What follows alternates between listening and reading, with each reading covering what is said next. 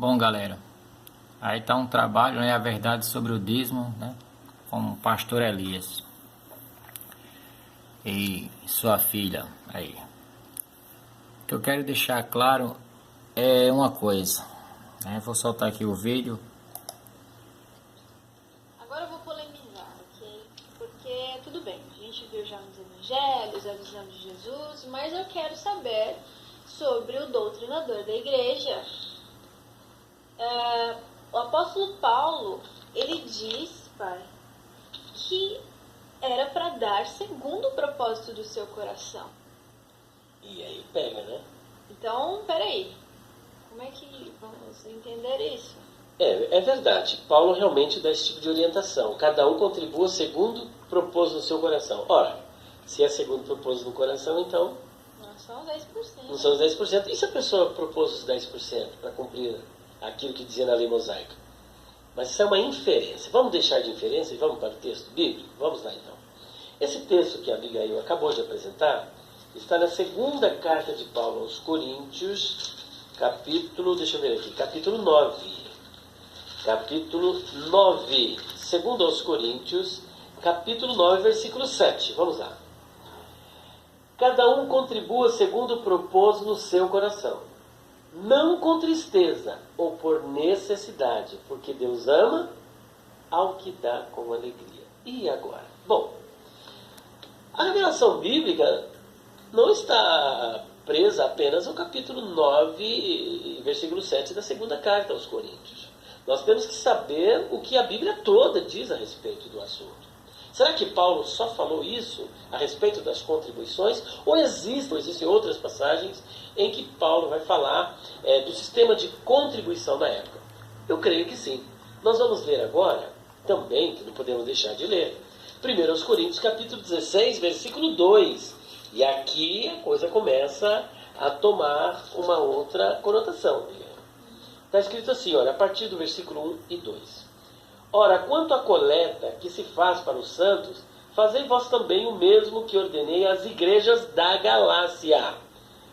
No primeiro dia da semana, bom, aqui Paulo dá a seguinte orientação. No primeiro dia da semana, cada um de vós ponha de parte o que puder ajuntar, conforme a sua prosperidade. E olha, eu acho interessante que a Bíblia, nesta Bíblia aqui, a King James, e eu não examinei outros textos, ela vai falar alguma coisa aqui acerca deste texto. Olha, a King James diz o seguinte, olha, no primeiro dia da semana, cada um de vós separe o que puder de acordo com a sua renda. Aqui diz de acordo com a sua prosperidade. Nela diz de acordo com a sua renda. E aguarde para que não se façam coletas quando eu chegar. Então era para separar de acordo com a sua renda. Então, mas aqui não está dizendo que é segundo o propósito no coração. Aqui muda. Perceba que aqui, lá no capítulo 9, era uma oferta exclusiva para os cristãos pobres da Judéia. E aqui no capítulo 16 da primeira carta, Paulo está dizendo que era para separar, para entesourar, que nós vamos ver a etimologia dessa palavra, de acordo com a renda, de acordo com o que você ganha. E o dízimo, como que ele é tirado? Não é de acordo com a renda? Se você ganha 1.000, você tira quanto? 10%, então é de acordo com a sua renda. Quem ganha 10.000, contribui com 1.000. Quem ganha 2.000, contribui com 200. E ele está dizendo também que era para juntar de acordo com a sua renda. Aqui não está clara a palavra dízimo, mas tudo nos leva a crer que tem alguma conotação, era de acordo com a renda. Então dizer que era só segundo propôs no coração, como é que a gente faz com esse texto de 1 Coríntios capítulo 16, versículo 2? Agora, Bom, meus amados, aí está o pastor Elias, eu acredito que ele defende o dízimo pelo o trabalho que eu assisti dele. Mas olha só como é triste a gente pegar uma situação, porque olha o que está dizendo aqui, como ele mesmo falou no capítulo 9.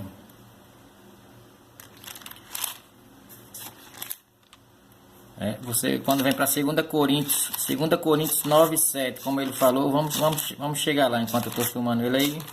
Mas olha só. Vamos lá. 2 Coríntios, capítulo 9, versículo 7, né? Cada um contribua segundo tiver proposto no coração, não com tristeza ou por necessidade, porque Deus ama a quem dá com alegria. A Bíblia aqui é bem clara. Diz assim, continuação do 8. Deus pode fazer-vos abundar em toda graça, a fim de que, tendo sempre em tudo ampla suficiência, superabundeis em toda boa obra, como está escrito. Distribuiu e deu aos pobres, a sua justiça permanece para sempre. Vamos lá.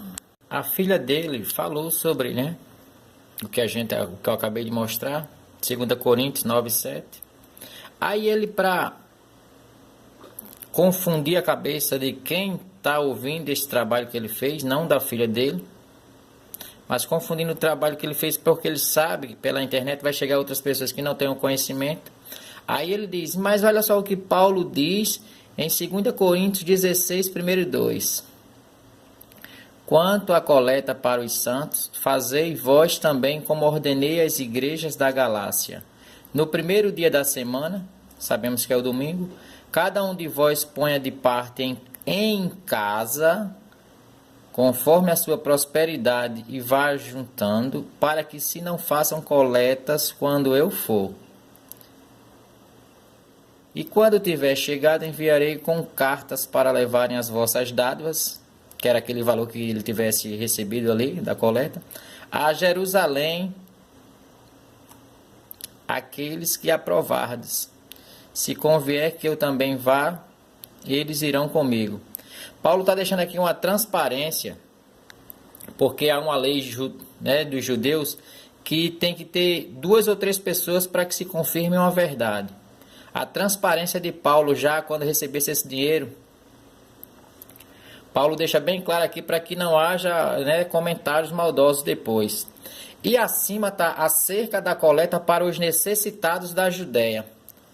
Paulo só fez esta coleta, pastor Elias, porque estava havendo uma fome grande na Judéia e tinha muitos novos convertidos ali que tinham ido para Jerusalém para aprender sobre Jesus Cristo, sobre os novos mandamentos. Paulo não fez em momento algum coleta e determinando o valor de 10%, como o Senhor tentou aí induzir as pessoas.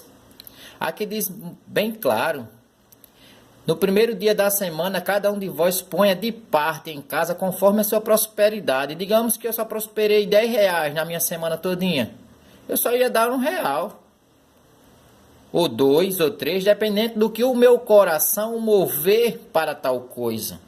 Não tem nada de 10% aqui, nem induzir com a parte de dízimo, como você quis induzir as pessoas. Seja mais sincero quando for fazer o seu trabalho de ensinamento do Evangelho. É que todo pastor lesse o que está aqui escrito em 1 Coríntios, capítulo 9, sobre Paulo, a liberdade e os direitos do apóstolo Paulo. Mas eu quero deixar aqui, começar só do 11 até o 19, vamos ler, tá certo? Olha só o que Paulo diz. Se nós vos semeamos as coisas espirituais, será muito recolhermos de vós bens materiais? Se outros participam desse direito sobre vós, não o temos nós em maior medida? Entretanto, não usamos desse direito, antes suportamos tudo para não criarmos qualquer obstáculo ao Evangelho de Cristo. Não sabeis vós que os que prestam serviços sagrados do próprio templo se alimentam? E quem serve ao altar, do altar tira o seu sustento? Assim ordenou também o Senhor aos que pregam o Evangelho que vivam do Evangelho. Olha só o 14. Paulo está dizendo que Deus ordenou também o Senhor, né? Aos que pregam o Evangelho que vivam do Evangelho. Mas olha só o que Paulo vai dizer. Eu, porém, não me tenho servido de nenhuma destas coisas, desses direitos aí. E não escrevo isto para que assim se faça comigo, porque melhor me fora morrer antes que alguém me anule esta glória. Aí ele diz, se anuncio o Evangelho, não tenho de que me gloriar, Pois sobre mim pesa essa obrigação, porque ai de mim se não pregar o evangelho. Aí Paulo diz, ó, se o faço de livre vontade, tenho um galardão, mas se constrangido, é então a responsabilidade de dispenseiro que me está confiada. E no 18 ele vai dizer, nesse caso, qual é o meu galardão? É que evangelizando proponha de graça o evangelho para não me valer do direito que ele me dá. Glória a Deus por isso que o apóstolo Paulo escreveu. O apóstolo Paulo aqui está dizendo claramente que ele tem o direito de receber alguma coisa se alguém der a ele. Mas ele está dizendo, nesse caso, qual é o meu galardão? É que evangelizando proponha de graça o evangelho para não me valer do direito que ele me dá. Paulo nunca quis receber dinheiro. Quando ele fez esta campanha, esta coleta, era para ajudar pessoas necessitadas, não como uma ordem para estar dando dinheiro dentro de igreja. É muito difícil. E aqui no 23 ele diz assim, ó, tudo faço por causa do evangelho com o fim de me tornar um cooperador com ele. Amados, vamos procurar ser imitador de Paulo, como ele fala aqui no capítulo 11. Sede meus imitadores, como também eu sou de Cristo. A palavra também, eu vou procurar aqui em Mateus 18, né, que diz assim, que de graça recebeste, de graça dai. Tem homens vendendo o evangelho de Cristo, de Deus, e ainda pregando sobre dízimo num tempo desse. Aqui, né, Mateus, não gosto de falar não, gosto de mostrar que é melhor. Mateus 10, versículo 8. Jesus Cristo, ele está dando instrução para os 12, né? E ele vai falando o que eles vão fazer, olha. Curar enfermos, ressuscitar mortos, purificar leprosos, expelir demônios. Mas olha o que Jesus diz. De graça recebestes e de graça dai.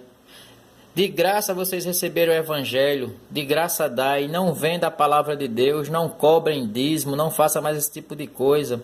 O Senhor também estava falando... vídeo que ele faz, ele fala aí sobre Mateus 23 para induzir as pessoas. Ele diz assim, ó: ai de vós, escribas e fariseus, hipócritas, porque dais o dízimo da hortelã e do endro e do cominho, e tendes negligenciado os preceitos mais importantes da lei, a justiça, a misericórdia, a fé. Deveis, porém, fazer estas coisas sem omitir aquelas. Jesus está dizendo aqui que aquelas pessoas estavam dando dízimo, mas o dinheiro do dízimo, que era da lei daquele tempo, eles já não estavam usando para o amor, para com quem? Com o estrangeiro, para com o órfão, para com a viúva. Eles estavam fazendo tudo que era errado. Ele também fala sobre Lucas 18, eu vou dar uma olhadinha. Também aqui, ó, sobre Lucas 18, né? A partir do 9 vai ter uma situação aí. Vamos ver se a gente coloca aqui, ver se para o vídeo não ficar tão longo. Estou tentando... Aqui, chegou. Olha só. No 11 diz assim: o fariseu posto em pé orava de si para si mesmo desta forma: ó Deus, graças te dou porque não sou como os demais homens, roubadores, injustos e adúlteros, nem ainda como este publicano. Aí ele começa a se engrandecer. Jejuo 2 vezes por semana e dou o dízimo de tudo quanto ganho. O publicano, estando em pé longe, não ousava nem ainda levantar os olhos ao céu, mas batia no peito, dizendo: ó Deus, se propício a mim. E no 14, olha só o que a palavra de Deus diz: digo-vos que este desceu justificado para a sua casa, e não aquele, porque todo o que se exalta será humilhado, mas o que se humilha será exaltado. Meu irmão, na verdade aqui eu encontro aqui as duas únicas situações que Jesus fala sobre dízimo. Mas ele não fala em nenhum momento que você fazendo isso vai alcançar algo da parte dele. Porque você tem que fazer por completo. Primeiro, hoje, sobre o dízimo, a gente tem que fazer de coração, sem pressão de alguém. A gente pode ofertar em qualquer casa que a gente se sentir bem, numa casa de Deus, numa igrejinha pequena que esteja precisando às vezes de um ventilador, né? Ou de um sacolão para alguém. Você pode tirar do seu dízimo se você determinou assim, mas nunca por pressão ou por achar que se não der dízimo, você está roubando a Deus. Eu gostaria que todo pastor que cobra dízimo lesse nas igrejas Malaquias 1, versículo 10.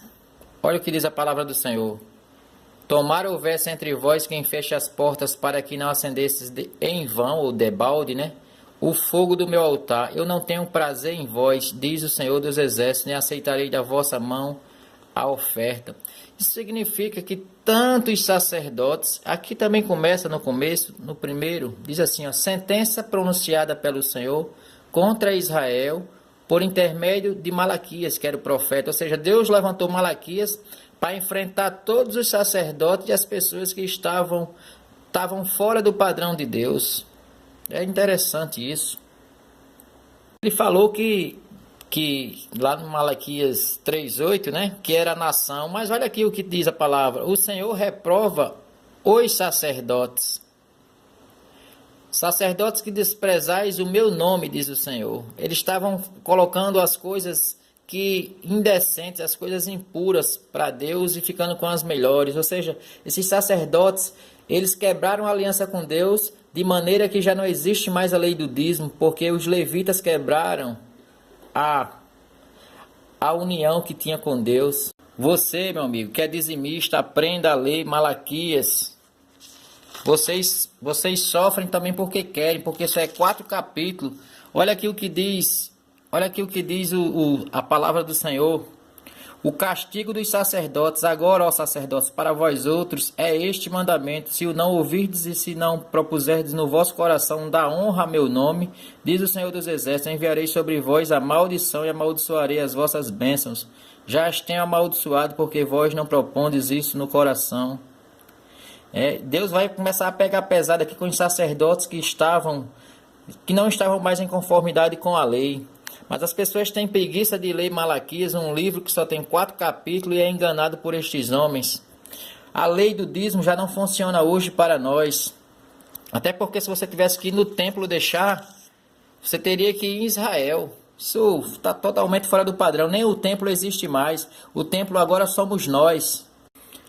Aí 1 Coríntios, capítulo 3, versículo 16. Não sabeis que sois santuário de Deus e que o Espírito de Deus habita em vós? Se alguém destruir o santuário de Deus, Deus o destruirá, porque o santuário de Deus que sois vós é sagrado. Somos nós agora que somos nossos... a gente se transformou no templo de Deus. Nós devemos pegar aquilo que temos em dinheiro, não é para dar mais a pastor, é para ir até uma comunidade que esteja precisando, dar ali um sacolão a alguém que esteja carente, pagar a luz de um irmão que esteja desempregado, dar o dinheiro a ele de uma passagem para ele procurar um emprego. Isso é amor ao próximo, não está dando dinheiro a falsos pastores. Se vocês tiverem um organismo bom para suportar tudo isso, vocês assistam o trabalho dele. Agora eu quero deixar de antemão, eu aqui do canal Tudo Sobre um Cristão, vou até filmar meu rosto. Eu não compactuo com pastores que aceitam, que recebem dízimo por pressão. Se você quer realmente agradar a Deus e ajudar em uma obra, vá lá e diga: olha, eu quero ajudar aqui como ofertante. Você vai dar no mês que você puder, na semana que você puder, quanto você puder ajudar na obra de Deus, porque a obra necessita, na verdade. Mas vá lá hoje mesmo e tire o seu nome do livro, né, de dizimista.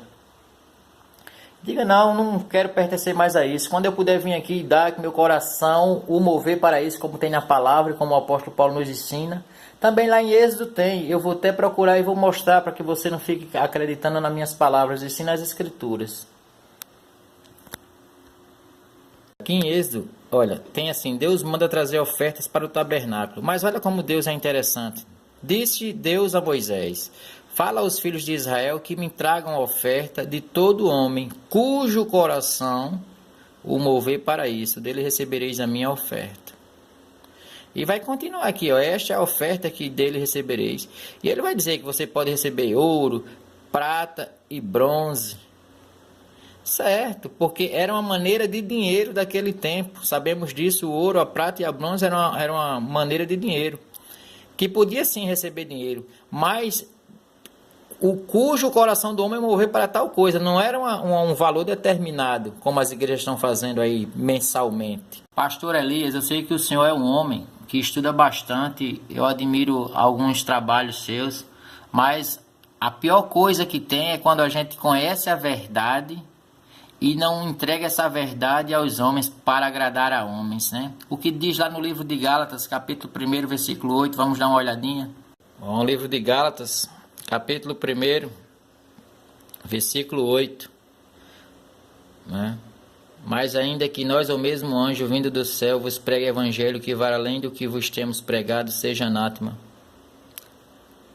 Assim como já dissemos, e agora repito, se alguém vos prega evangelho que vai além daquele que recebeste, seja anátema, né? Na primeira parte aqui eu sempre deixo, porque como tem um anjo, aí vem maldição. E na segunda parte, no versículo 9, como é só se refere a homens, né? No caso, reprovação. Nesse quesito aí o senhor foi reprovado. Eu respeito, né, como cidadão, como homem. Agora, como servo de Deus, a partir do momento que a gente sabe uma verdade e não fala aos irmãos, comete grande erro contra a palavra de Deus e contra o próprio Deus. Que Deus te abençoe, abra tua mente e que você volte a falar a verdade. Fale aos homens que dízimo já não é para o nosso tempo, mas sim ofertas, quando o nosso coração mover para isso, para continuarmos ajudando o próximo e a obra de Deus. Pois sabemos que precisa, sim. Mas falar que dízimo é uma lei ainda para os tempos de hoje é uma mentira muito grande e uma falta de vergonha de todo homem que defende receber dízimo em suas igrejas. E se um dia esse que vos fala, você vir em algum lugar recebendo dízimo, pregando a favor de receber dízimo, pode me chamar de canalha, ladrão e mentiroso. Porque o que você vai ouvir de mim é pregar ação sobre o Evangelho, que Jesus Cristo salva, que Ele cura, que Ele liberta. Tá bom, irmão? Se um dia você quiser me dar alguma coisa para ajudar na obra, eu não vou rejeitar. Mas eu pedir com a minha boca, jamais. Porque eu acho que Deus, Ele sabe quando alguém está necessitando. Então Ele vai enviar recursos para quem quer que for. Não precisa você estar pedindo nada a ninguém. Eu, graças a Deus, tenho vergonha na cara. Eu tiro do meu salário, compro literaturas. Eu tiro do meu salário, compro bíblias e dou às pessoas. Eu vou atrás de preservativos para ajudar em alguma campanha contra a AIDS. Esse tipo de coisa eu faço, mas nunca sem pedir um centavo a ninguém. Graças a Deus até aqui o Senhor tem me ajudado e não tem faltado.